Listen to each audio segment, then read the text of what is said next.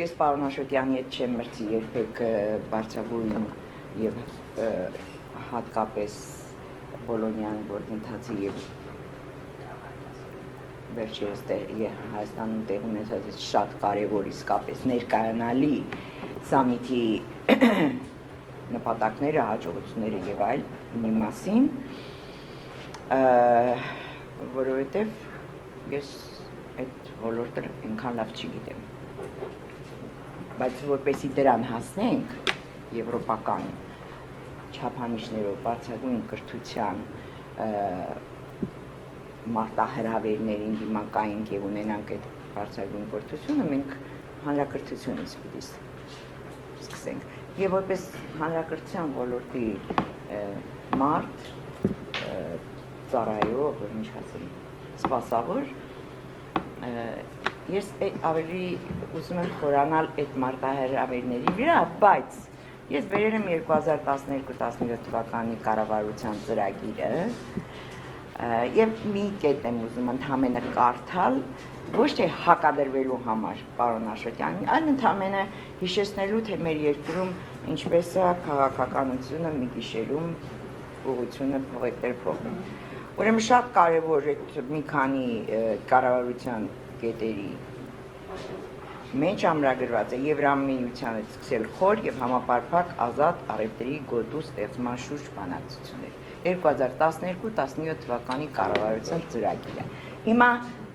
ոչ մի երաշխիք չկա, որ հետո հանկարծ ինչ-որ միտեղ ինչ-որ մի բան մի գիշերում նորից չի փոխվելու։ Դրա համար էս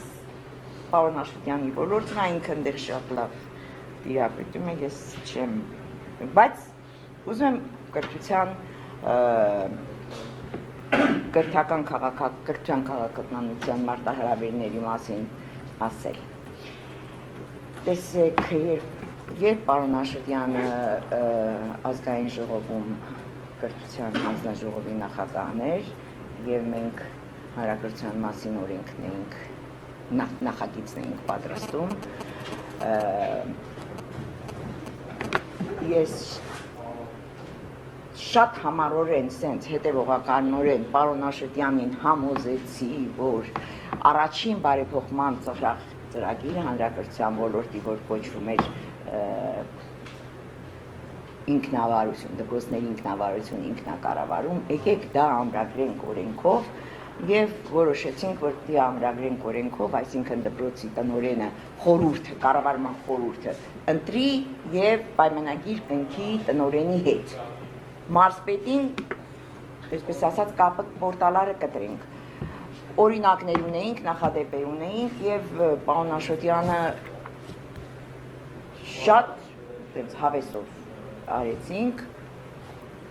հանրապետականները 100%-ով այո ասեցին, օրենքը գրեցինք։ Ես էլ ուրախացած ամենտեղ ասում եի, որ վերջ մարզպետներ կտեսնեք։ Չեղավ, որտեղ օրենքից բխող կանոնադրության մեջ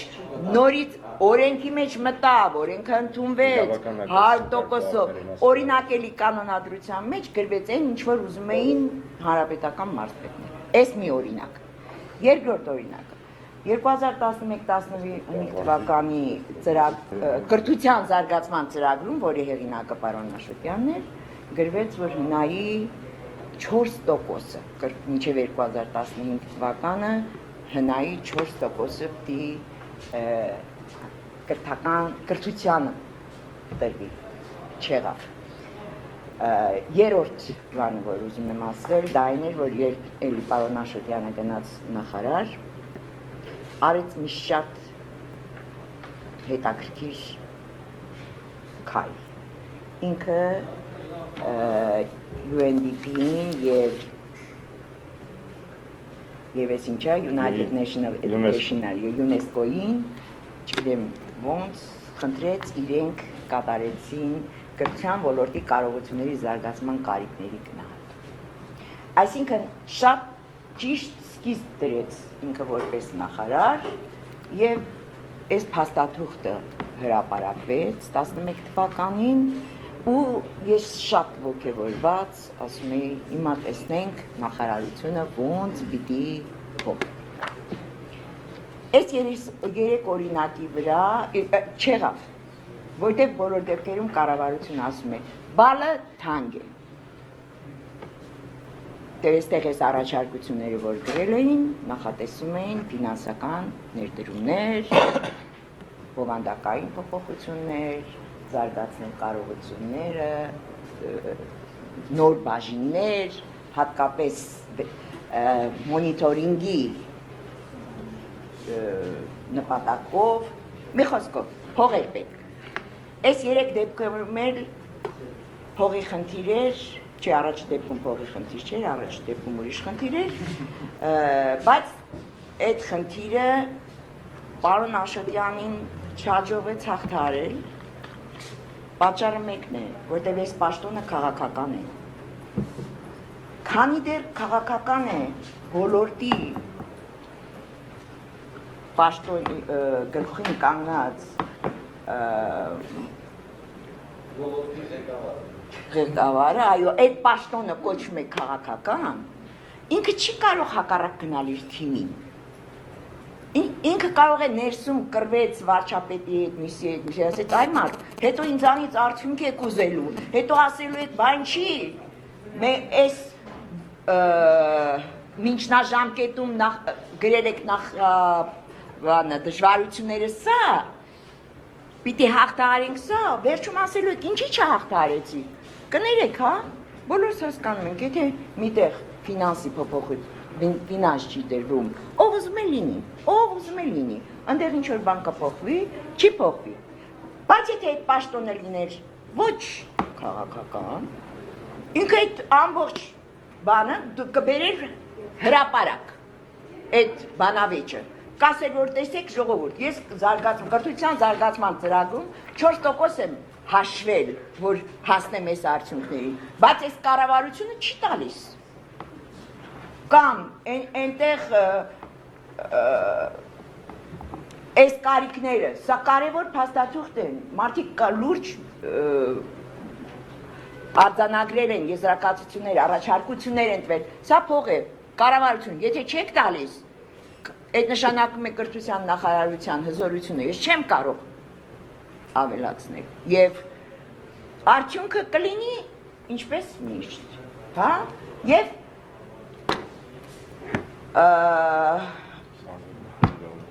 ես սա ասում եմ անկախ իմ քաղաքական, որտեղ Սերոպներ ոչ մի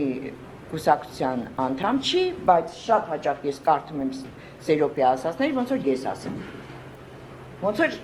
իմ ծպտված կուսակցական հե? Չէ։ Արև Երևան։ Ուզում եմ ասել առաջին մարտահրավերը, որ ունի մեր պետությունը, որը երևի, չգիտեմ, եթե հնարավոր է սահմանադրության մեջ փոխվի, այս առաջարկությունն է, որ ոլորտների պաշտոնյաները, ղեկավարները քաղաքական պաշտոն չլինի։ Չգիտեմ, ես առաջարկում եմ, որովհետև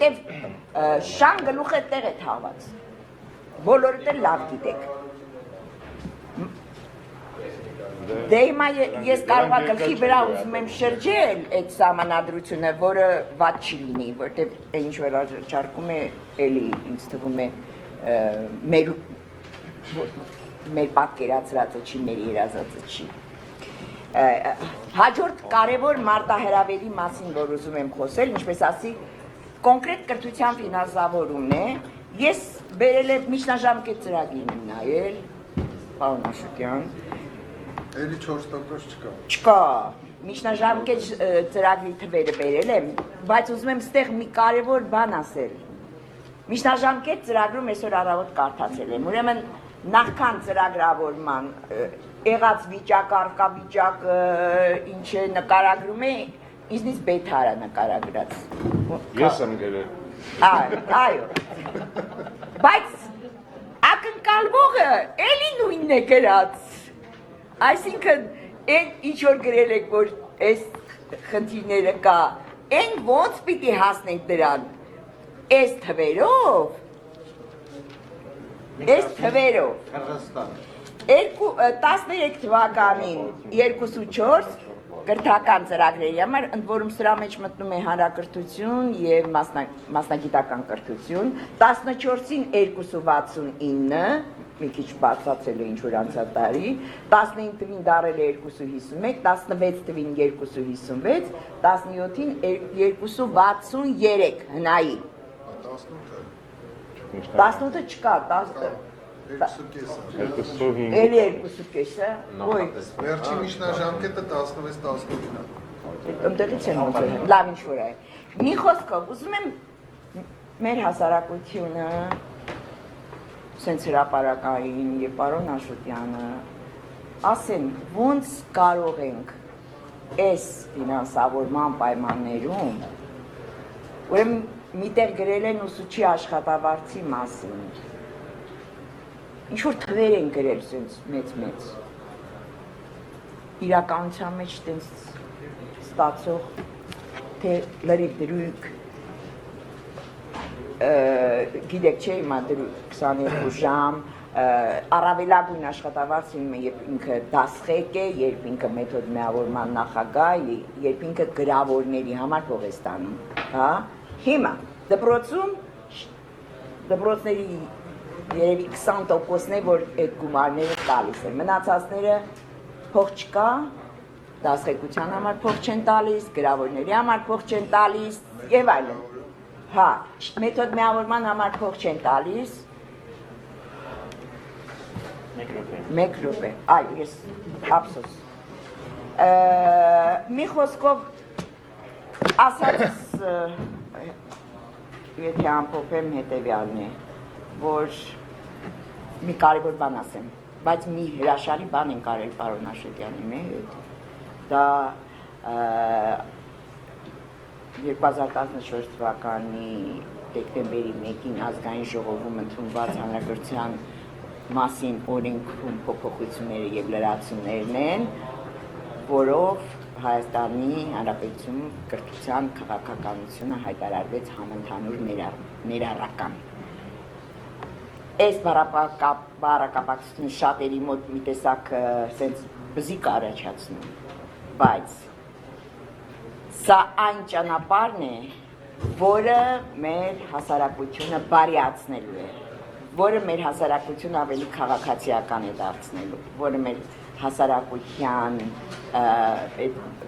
եվրոպական արժեքները, որ ասեցիք, յուրաքանչյուր մարդ իր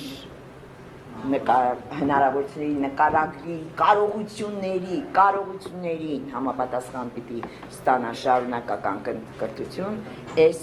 օրենքը քաղաքականություն դառնալով ուզեն չուզեն, կարող են չեն կարող, պիտի ապահովեն։